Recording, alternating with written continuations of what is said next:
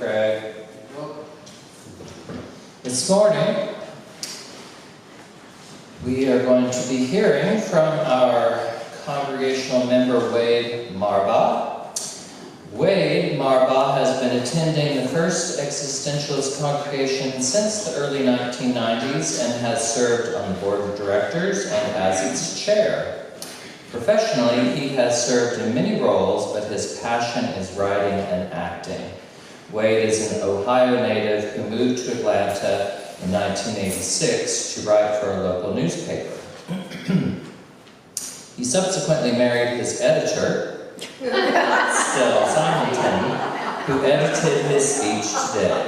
They have two adult children, Anna and Olivia Simonton. Anna is due to give birth to their first grandchild this month in Minneapolis. Please join me in welcoming Wade Marbaugh.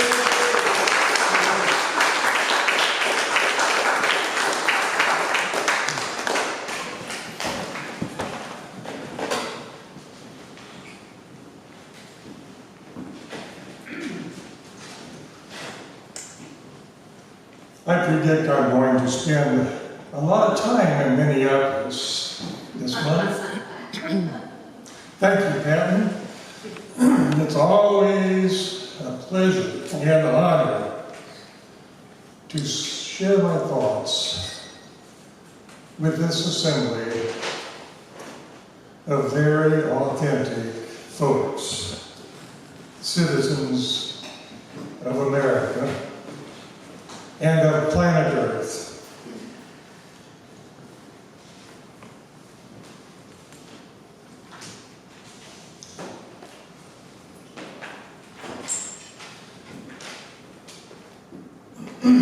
In 1976, I packed up my dog, cat, and luggage and drove 120 miles to celebrate with my parents the bicentennial, the 200th anniversary of the signing of the Declaration of Independence and the birth of our nation. And I was proud to be with my parents on this special 4th of July. And to commemorate this special event, we went fishing. My father, a retired Marine major and rural mailman, and my mother was a retired teacher, Carmilla May Fraser Marbaugh and Robin Marbaugh. And so we took a borrowed boat and trailer about 3 or 4 miles outside of my old hometown, Rocher, Ohio, to put the boat into the St. Mary's River. And to our surprise, when Dad opened the trunk of his car to fetch the fishing gear, out jumped Ono, my Silver Point Siamese cat. So rather than take her back to town, we put Ono in the boat. And floated down the river fishing and enjoying the beautiful day. At the assigned time, 2 p.m., we heard country church bells ringing from all around. Bells are ringing all across the country. Well, Ono soon became bored with the confines of the boat. And I watched her curiously as she was eyeing that calm river water.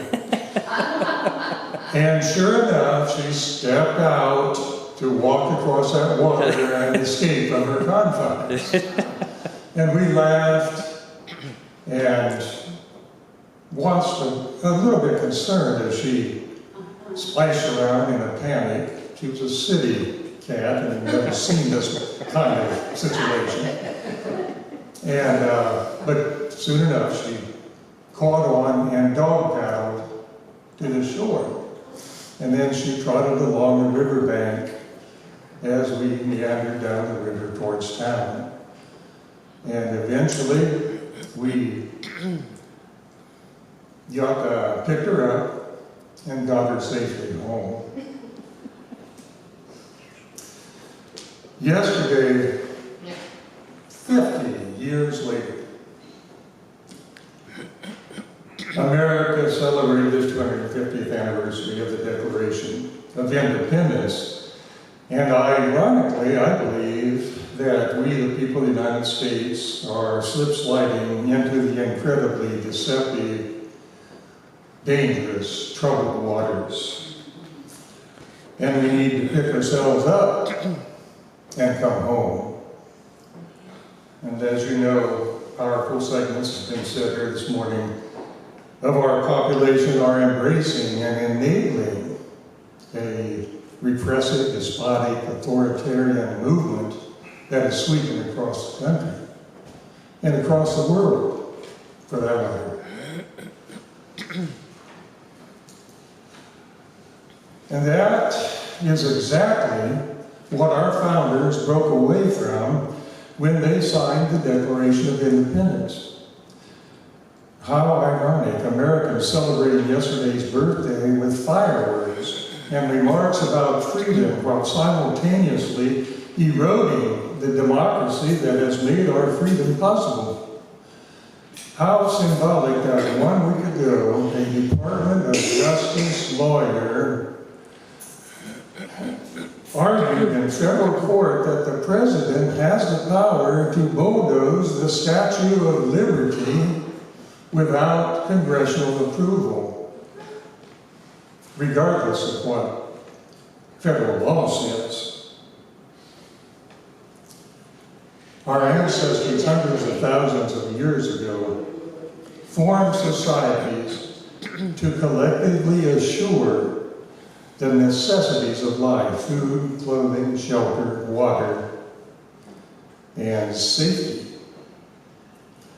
Those original little villages evolved into city-states, nations, and sprawling empires, ranging from the Aztecs to China to Egypt, Rome, Byzantine, Athens. And throughout history, human societies have been ruled by chiefs, tyrants, monarchs, emperors, or dictators, either with a semblance of benevolence or with cruelty and corruption.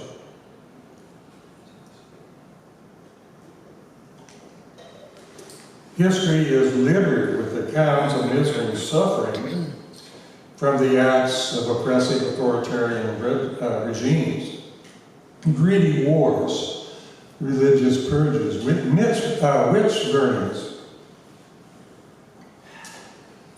And of course, common people everywhere probably eke out lives with some aspect of good quality of life, which is the key to happiness. But freedom of speech or freedom of living a little deviation in life, it just wasn't tolerated. And there was always a danger of invading armies, oppression, and howling mobs. Mob mentality is explained eloquently in the television series Outlander, a great epic based on a series of novels by Diana Gabaldon. In one episode, the TV writer and director Ronald Moore wrote that these lines were a fictional clergyman speaking not long after World War II. It is fashionable in this day and age to dismiss the idea of good and evil. But there is evil, and it finds purchase in good men by giving sin the sweet taste of ecstasy. The Nazis drank from that poisoned cup, thinking all the while they were slaking their thirst with the sweetest wine. It finds purchase in good men. In other words, Americans in the past and present, some basically good people, have been and are being misled by hateful, mean-spirited rabble-rousers into the ecstatic mob mentality that enables despotism.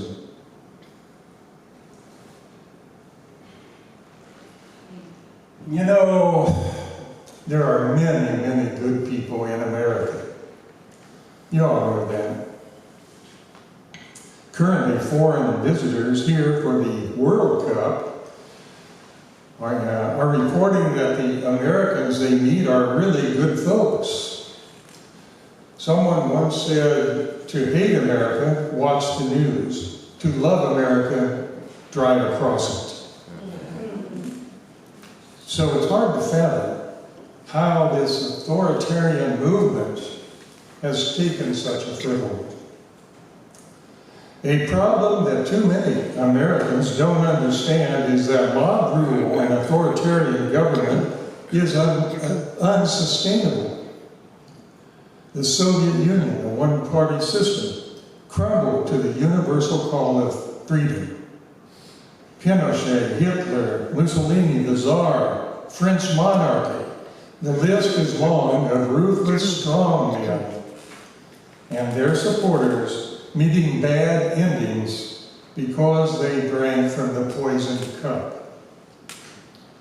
Now, there were milestones in history when a few very limited property owner,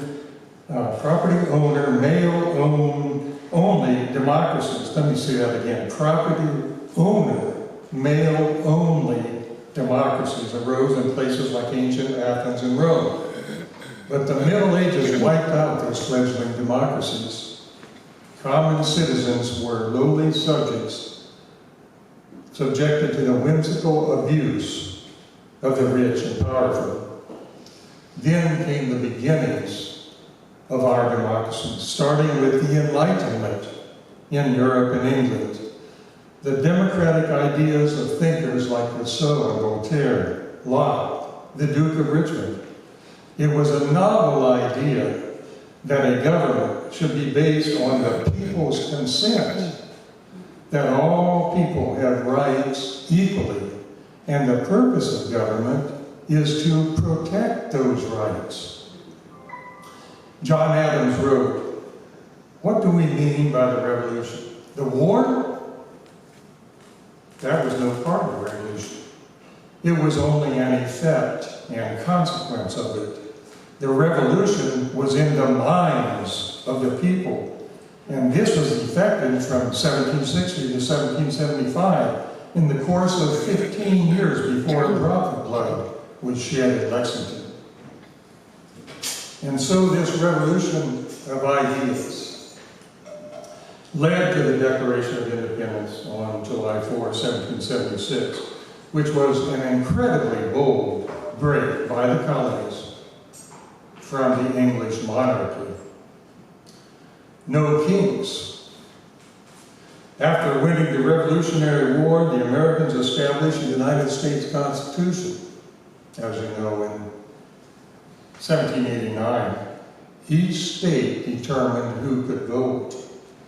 And for the most part, it was Caucasian males owning property, a limited democracy. But that eventually was followed by the emancipation of slaves, women's suffrage, the voting rights, the civil rights movement, feminist movement, American Indian movement, LGBTQ movement. It was an ongoing revolution of greater expectations from the 1800s to the 1960s and 70s and on to today. And our ancestors risked hanging from the gallows, risked war wounds and death on the battlefield for the democracy, freedom, and civil rights that you and I grew up with. The democracy, freedom, and civil rights that Martin Luther King Jr. and many others in the civil rights movement struggled for and even died for. Now, over the past 2 centuries, our democracy has been copied in one form or another all across the world. Citizens overturning monarchies, oligarchies, dictatorships in about half the countries of the world. And I think most Americans don't understand that July 4, 1776 represents a monumental turning point in the history of human existence. It has been as revolutionary to the quality of human life as the invention of the wheel, the cultivation of plants for agriculture, for food, and the domestication of animals. A major event. Now, there's no question that historically America fell short of its ideals of liberty, justice, and equality for all. The history of the United States includes massacres of Native American villages, stealing their lands, moving them on trails of tears. It includes the slavery of Africans, the lynchings and race massacres of the Jim Crow era, widespread denial of constitutional rights of people of color, such as the right to vote, and we've all been horrified by police beatings and killings of unarmed black people. So it is only proper for decent human beings to abhor these bad things in the American experience. But let's not throw the baby out with the bathwater.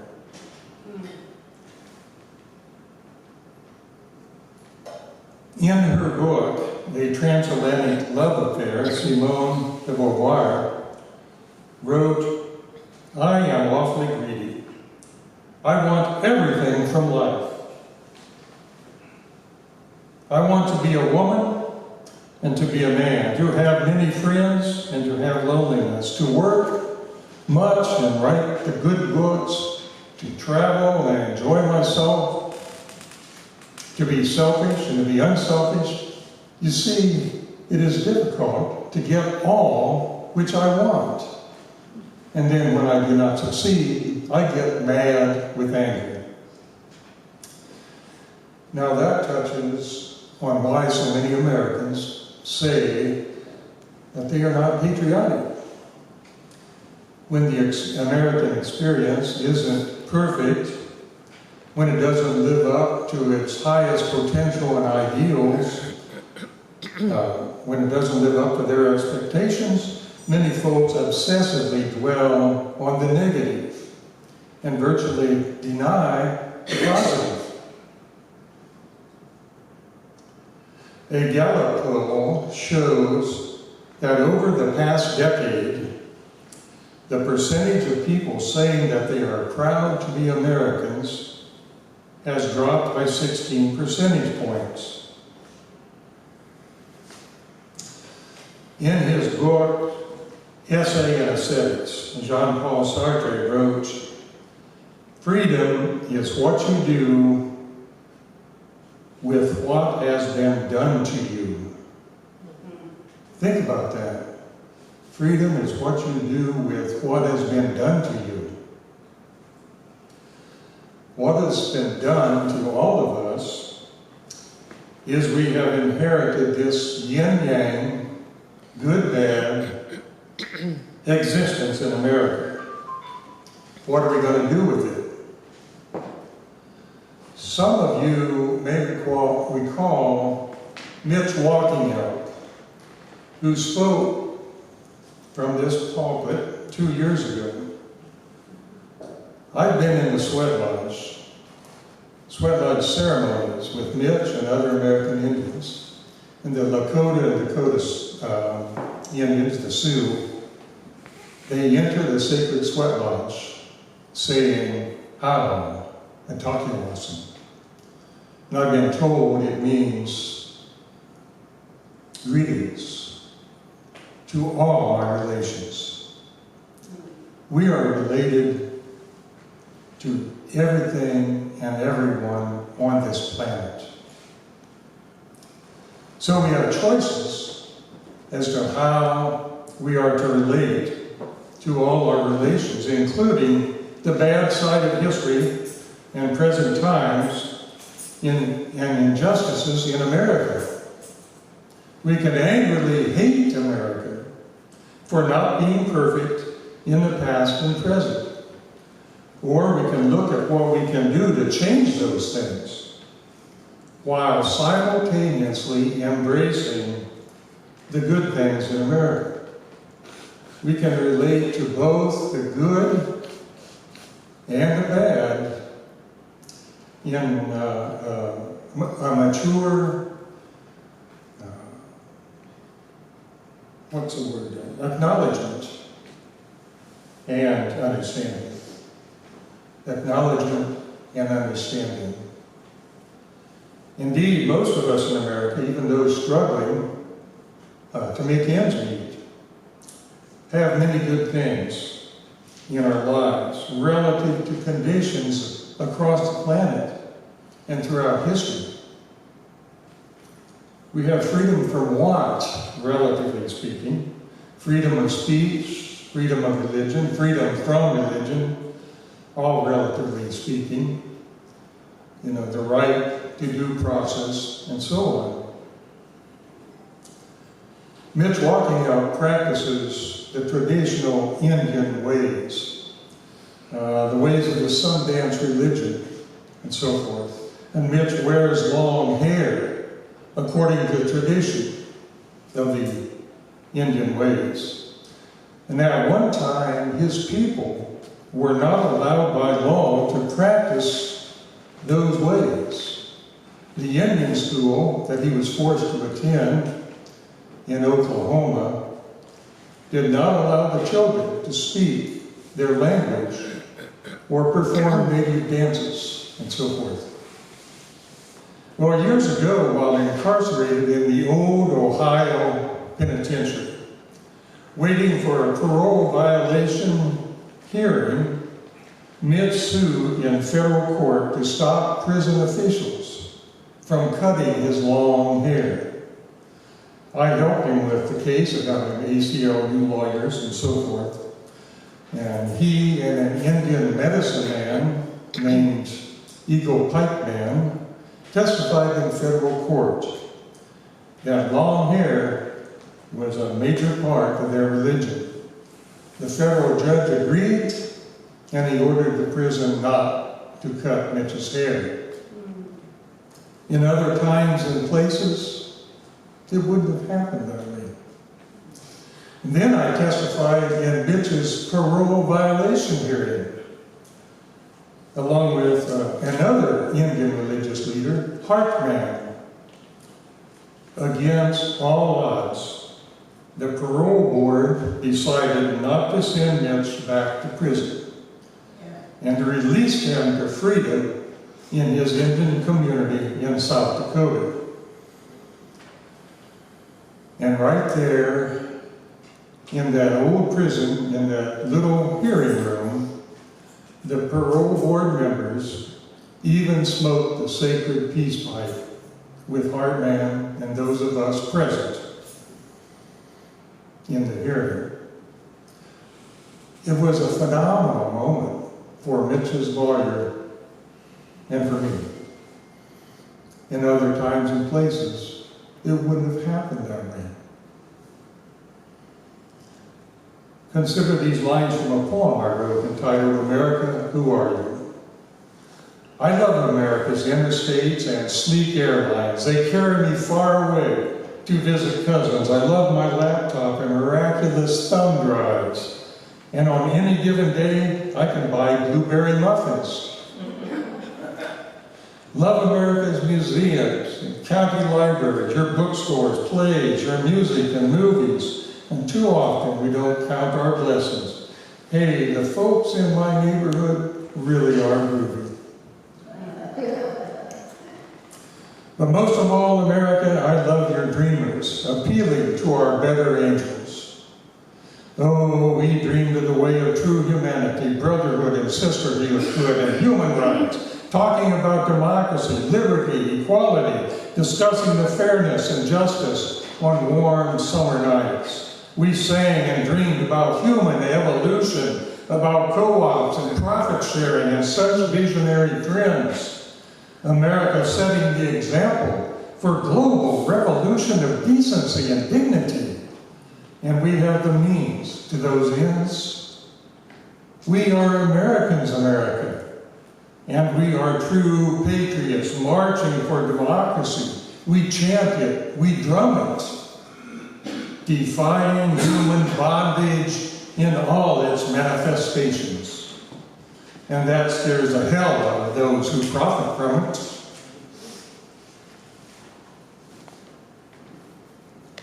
In the Republic of Silence, Sartre wrote about existence during the Nazi occupation of France. He said, "We were never more free than during the German occupation." I don't fully understand that, but philosophers have a way of doing that to me. Sartre explains, "We have lost all our rights, beginning with the right to talk. Every day we were insulted to our faces and had to take it in silence. Under one pretense or another, as workers, Jews, or political prisoners, we were deported en masse." And he goes on to say that the French people at every hour of the night and day throughout 4 years said, "No. No." They were not going to let the bastards get them down. Freedom is what you do with what has been done to you. In conclusion, it is critical that decent, Constitution-loving, law-abiding American citizens must just say no to this rising authoritarianism in our country. You and I, politicians, judges, governors, mayors, preachers, workers, owners, musicians, artists, dancers, actors. We need a nationwide political, legal, social, and cultural resistance to authoritarian movement. And in support of freedom, democracy, and human rights. And so let's all remain attentive to every way we may be able to contribute to change. And in doing so, we are patriots. Where there is the desire to heal, there is love. Let's live by the advice of the pledge adopted last month in Philadelphia at the National Convention of the Braver Angels organization. Our member Stell Simonton was there. I pledge to be a courageous citizen, to choose curious listening over contempt, to build alongside those with different politics, and to embrace our shared duty to renew America's civic culture.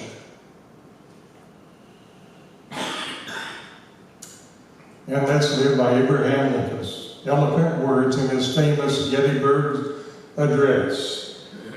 "Let us have a rebirth of freedom," he said, "so that government of the people, by the people, and for the people, shall not perish from the earth." Happy birthday, America. come home, don't drink from the poison cup. Thank you for listening, and may the fourth be with you.